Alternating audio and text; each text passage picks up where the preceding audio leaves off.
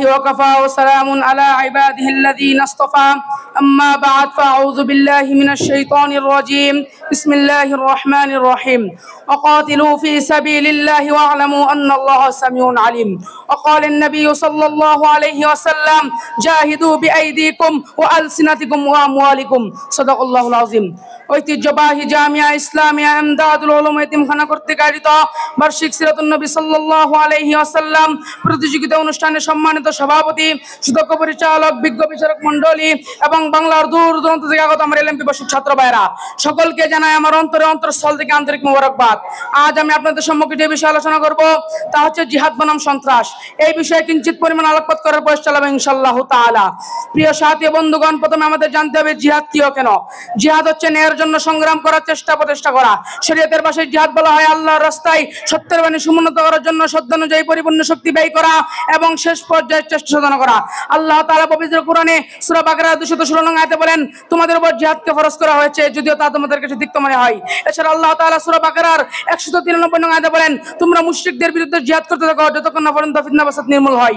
আল্লাহ তাআলার এই সকল বাণী দ্বারা স্পষ্ট ভাষায় বোঝা যায় যে আমাদের সকলের উপর জিহাদ ফরজ এবং জিহাদের গুরুত্ব কতটুকু। প্রিয় সাথী বন্ধুগণ, এখন আমাদের জানতে হবে সন্ত্রাস কি।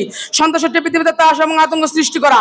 আল্লাহ তাআলা পবিত্র কোরআনে সূরা আরাফের 56 নং আয়াতে বলেন, তোমরা ভূপৃষ্ঠে সন্ত্রাস এবং ফিতনা ফাসাদ করো না।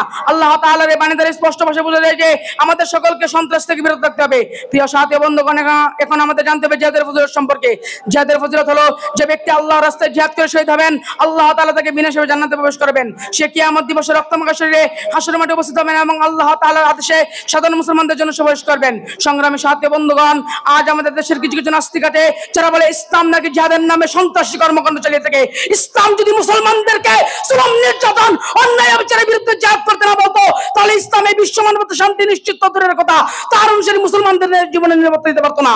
প্রিয় সাথী বন্ধুগণ, জিহাদ করেছিলেন সাহাবীরা। তারা জিহাদের প্রতি এমন আসক্ত ছিলেন যে নিজেদের স্ত্রী সন্তান মান সম্পত্তি চিন্তা করতেন না। যখন ওই জিহাদের ডাক আসতো তখন ওই তারা জিহাদের উদ্দেশ্যে বেরিয়ে পড়তেন।